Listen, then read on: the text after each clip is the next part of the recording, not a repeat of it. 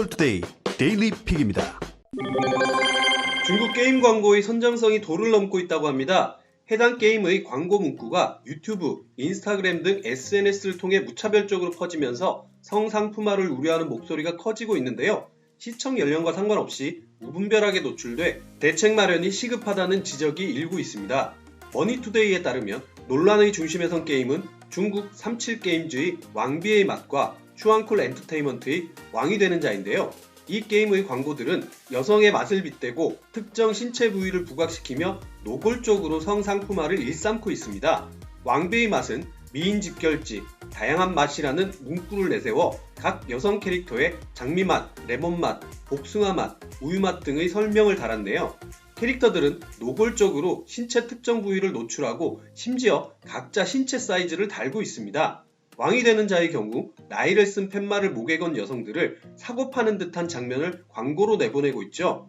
AV 배우도 광고에 동원됐는데요. 최근 왕비의 맛은 유명 AV 배우 미카미 유아를 광고 모델로 기용했습니다. 포스터에서 미카미 유아는 가슴과 다리를 노출하며 자극적인 자세를 취하고 있고 미카미 유아의 맛을 느껴봐라 고 적힌 문구를 더하고 있네요. 문제는 이들 게임이 미성년자가 이용 가능한 콘텐츠라는 것인데요. 왕비의 맛과 왕이 되는 자의 이용 등급은 각각 만 15세 이상, 만 17세 이상입니다. 광고 속 콘텐츠가 실제 게임과 연관되지 않는 경우도 많은데요. 게임 내용과 무관하게 광고를 오로지 시선 끌기용으로만 이용했다는 거죠. 문제는 이들의 노이즈 마케팅 전략이 먹혀들고 있다는 것인데 왕비의 맛, 왕이 되는 자의 매출은 광고 효과를 톡톡히 봤다는 분석이 나오고 있습니다. 실제로 왕비의 맛은 구글 플레이스토어 무료 게임 다운로드 순위에서 1위에 오르기도 했습니다. 일반 소비자뿐 아니라 국내 게임 업체들도 피해자인데요. 선정적인 중국 게임 광고들이 무작위로 노출되면서 국내 게임의 이미지 손상이 우려되는 상황입니다. 국내에선 선정적인 게임 광고에 대한 직접 규제가 불가능합니다. 게임산업진흥에 관한 법률 34조 1항에 따르면 등급을 받은 게임물의 내용과 다른 내용의 광고를 하거나 그 선전물을 배포, 게시하는 행위에만 규제할 수 있어 통제하기가 쉽지 않은 상황이죠. 선정적이더라도 허위 광고가 아닌 이상 단속할 방법이 없다는 뜻이고 해당 광고를 하는 중국 업체들이 국내에 지사를 두지 않는 경우가 많아 통제나 관리가 어렵습니다. 지난 2018년 6월 게임법 개정안이 발의되기도 했지만 국회 문화체육관광위원회에 1년 6개월째 계류 중입니다. 연구에 정당한 기여를 하지 않은 자녀 이름을 논문에 끼워 넣은 연구자들의 사례가 드러난 가운데 대학 교수의 절반 이상은 이를 포함한 부당한 저자 표시 문제가 학계에 만연하다고 보는 것으로 나타났습니다. 연구 프로젝트와 논문 출판에 실질적인 기여를 했지만 논문 저자에서 제외되거나 반대로 기여를 하지 않고 저자로 이름을 올린 경우 등이 부당한 저자 표시에 해당합니다. 한국연구재단의 연구 논문의 부당한 저자 표시 예방에 관한 연구 보고서에 따르면 지난해 연구재단의 과제를 수행한 대학 교수 2181명을 대상으로 조사한 결과 절반이 넘는 1114명이 부당한 저자 표시 문제가 심각한 수준이라고 답했습니다. 이는 다른 연구윤리 관련 부적절 행위인 표절 28.2% 616명, 논문 대필 27.9% 608명 응답보다 높은 수치였네요. 이 조사에는 자연과학, 공학 분야뿐 아니라 의학학, 인문학, 사회과학 등 전학문 분야의 교수가 참여했는데 부당한 저자 표시 문제가 심각하다는 응답은 분야별로도 고르게 나타났습니다. 인문학과 자연과학 분야에선 조사 대상 중 51.4%가 이 문제가 심각하다고 답했고 공학 분야에서는 53.2%, 농수해양학에서는 무려 55.6%가 이런 답변을 내놨습니다. 연구재단은 보고서에서 부당한 저자 표시 행위가 모든 학문 분야에 팽배해 있다면서 그 이유로 논문 실적을 내기 위한 연구자들의 압박감, 부당 저자 표시에 대한 안이한 인식, 연구자 간 온정주의 등 연구윤리에 둔감한 연구문화, 미흡한 제재, 부당한 저자 표시를 검증할 수 있는 시스템의 미흡 등을 뽑았습니다. 지난해 교육부와 과학기술정보통신부 조사에서 2007년 이후 10여 년간 50개 대학 87명의 교수가 논문 139건의 자료를 공저자로 올린 사실이 확인된 바 있습니다. 국가 예산을 지원받는 과학기술 분야 정부 출연 연구기관과 카이스트 등 4대 과학기술원에서 발표한 논문 중에서도 연구자의 미성년 자녀가 저자에 포함된 경우가 다수 발견돼 과기정통부가 조사를 진행하고 있는데요. 과기정통부는 현재까지 2007년에서 2018년 발간된 출연연과 4대 과기원 발표 논문 중 미성년자가 공저자로 참여한 논문을 154건 확인한 상태라고 합니다. 중국 후베이성 우한시에서 폐렴 집단 발병 사태를 일으킨 신종 코로나 바이러스 감염증, 일명 우한폐렴으로 국내에서 확진 환자가 잇따라 발생하자 인터넷 커뮤니티와 SNS에서 검증되지 않는 괴담이 퍼지며 불안감을 키우고 있습니다. 한국일보에 따르면 27일 한 인터넷 카페에는 방금 서울의 한 지하철역에서 중국인이 쓰러졌다는 제목의 글이 올라와 삽시간에 SNS를 통해 퍼졌습니다. 이 게시글에는 지하철역에 쓰러진 남성을 두 사람이 일으키려는 모습이 담긴 사진이 함께 올라와 있는데 방금 일어난 일이라며 쓰러진 남성이 중국인으로 보인다는 주장이 담겨 있었습니다. 그러나 이 내용은 사실이 아닌 것으로 밝혀졌는데요. 지하철역에서 쓰러졌다는 중국인은 취객으로 우한폐렴과는 무관했다고 합니다. 국내 세 번째 확진자인 54살 한국인 남성 A씨가 경기 고양의 한 대형 쇼핑몰을 다녀갔다는 소문도 이 지역 인터넷 카페들을 중심으로 빠르게 유포되기도 했는데요. 불안감을 호소하는 댓글이 이어졌지만 질병관리본부가 이 환자가 해당 쇼핑몰을 방문한 적이 없다고 밝히며 이 역시 사실이 아닌 것으로 드러났네요. 인천과 제주도에서는 우한폐렴 환자가 발생했다는 괴담이 돌았습니다. 한 지역 커뮤니티 페이지에 올라온 인천에서 코로나 바이러스에 감염돼 사망자가 나왔다고 하는데 라는 글에는 10,000개가 넘는 댓글이 달리며 공유됐지만 전혀 근거 없는 헛소문이었죠. 외국인 관광객들이 많은 제주도에서는 서귀포 의료원에 확진 환자가 발생해 병원을 폐쇄했다는 소문이 온라인에서 급속도로 확산됐지만 모두 유언비어로 밝혀졌습니다. 방송통신위원회는 신종 코로나 바이러스 감염증과 관련해 사실과 다른 정보가 무분별하게 유포되는 사례를 중점 모니터링한다고 밝혔습니다. 사실과 거리가 먼 우한폐렴 정보를 담은 인터넷 게시물을 삭제 조치하고 포털 사이트에 확산 방지 협조 요청을 하기로 했습니다. 페이스북이 한국에서 광고 매출을 신고한다고 합니다. 경제협력개발기구가 정보기술 공룡에 대한 과세 방안을 구체화하고 있는 가운데 이들 기업도 매출을 현지 정보에 신고하고 세금을 내는 체계에 속도를 내고 있는 건데요. 전자신문의 보도입니다. 페이스북은 지난해 12월부터 국내 세무당국에 한국 내 광고 매출을 신고하기 시작했습니다.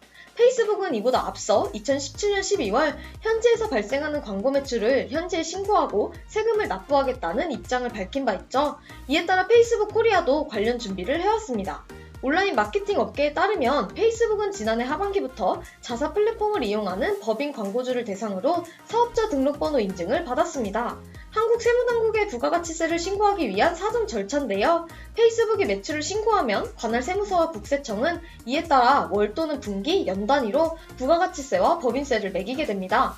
페이스북 코리아 내 광고 매출은 연간 수천억 원대로 추산되는데요. 연간 수조 원대로 추산되는 앱마켓 거래액이 매출 대부분을 차지하는 구글과 달리 페이스북은 광고가 대부분입니다.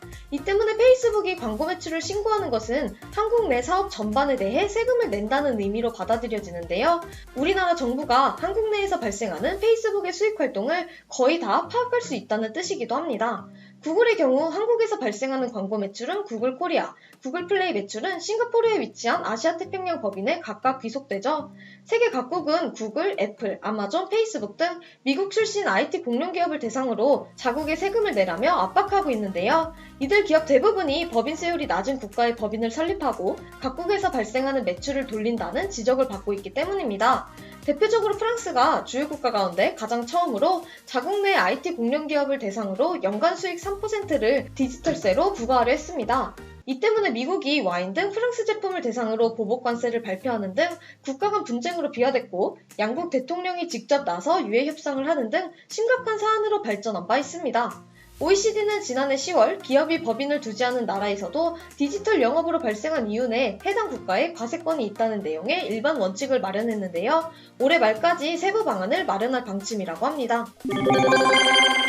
지난 25일 한 불법 다운로더 커뮤니티에 영화 조커 자막 버전을 요청하는 글이 올라왔습니다. 한 불법 업로더가 관련 파일을 올려둔 바이두 주소를 남겼고 불법 다운로드를 원하는 이용자는 감사하다는 댓글을 남겼습니다.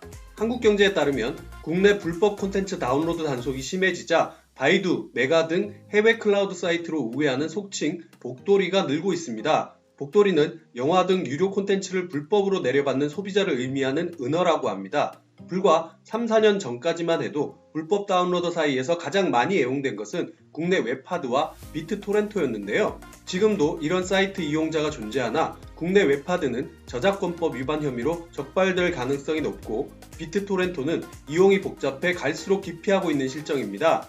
이런 가운데 최근 불법 다운로더 사이에서 양대 클라우드 성지로 떠오른 것이 바이두와 메가인데 바이두는 중국에, 메가는 뉴질랜드에 서버를 두고 있죠. 각각 1TB, 50GB 용량을 무료로 제공하면서 이용자를 대거 확보했습니다.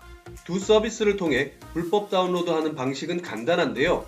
우선 바이두나 메가에 파일을 올려둔 업로더가 국내 네이버 밴드나 카카오톡 오픈 채팅방을 개설합니다. 이어 불법 다운로더가 많이 모이는 사이트에 자신의 오픈 채팅방 주소를 노출하고 일정 기간이 지나면 불법 파일을 삭제하고 네이버 밴드나 카카오톡 오픈 채팅방도 폐쇄합니다. 바이두와 메가를 통해서는 영화를 자주 유통하지만 주로 공유하는 것은 유료 웹툰, 웹소설인데요. 웹툰과 웹소설은 용량이 크지 않아 다량의 파일을 올릴 수 있습니다. 구글에 유명 웹툰, 웹소설의 제목을 검색하면 바로 옆에 바이두나 메가가 붙은 자동 검색어가 완성되는 것도 이 때문입니다. 콘텐츠 업계는 난감할 수밖에 없는데요. 해외 서비스인 만큼 강력한 단속이 어렵고 바이두와 메가에서 자체적으로 한국산 불법 콘텐츠를 단속하는 경우가 거의 없을 뿐 아니라 대부분의 불법 업로더가 일정 기간만 파일을 공유한 뒤 삭제하는 수법을 쓰기 때문입니다.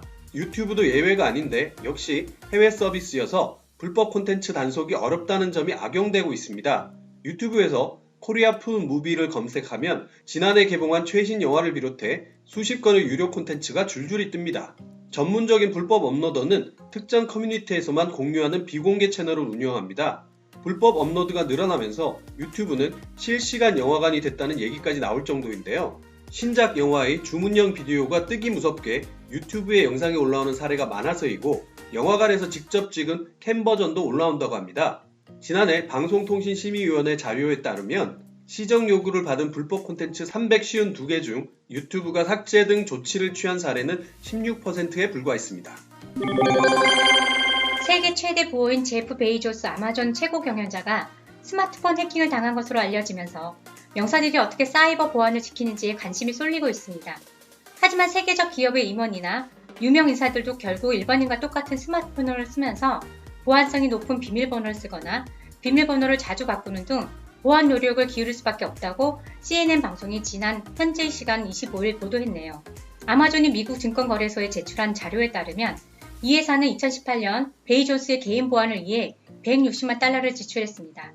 다른 대형 정보기술 업체들도 비슷한데 최고위급 임원을 물리적 위협에서 보호하기 위해 연간 수백만 달러를 쓰고 있다고 합니다. 페이스북은 2018년 CEO 마크 저그버그와 그 가족들을 자택에서 그리고 이동 중일 때 보호하기 위해 거의 2천만 달러의 비용을 책정했습니다. 그러나 사이버 공간의 공격에 대한 대책은 양상이 다른데요. 고객들이 사이버 보안 의식을 높이도록 훈련하는 노우비포의 보안 전문가 로저 그리임스는 사이버 공격을 방지할 완벽한 기술은 없다고 밝혔습니다. 그는 명사일수록 사이버 공격이 더 취약하다고 지적했는데요. 공격받을 가능성도 더 높지만 사이버 보안에 대한 훈련을 받을 시간은 더 적다는 것이죠. 물론 돈을 더 낸다고 더 안전한 휴대전화를 살 수 있는 것도 아닙니다. 사이버 보안 연구자 로드 소토는 당신이 수십억 달러짜리 사업 정보를 휴대전화에 갖고 있는 임원이라면 이를 확보하기 위해 엄청난 돈을 투자하려는 경쟁자가 있을 것이라고 분석했고요. CNN은 이것이 바로 유명인사들이 평범한 사람들에게 권장되는 수준의 보안 조치를 넘어서는 조처를 해야 하는 이유라고 지적했습니다. 행복한 하루 디지털투데이였습니다.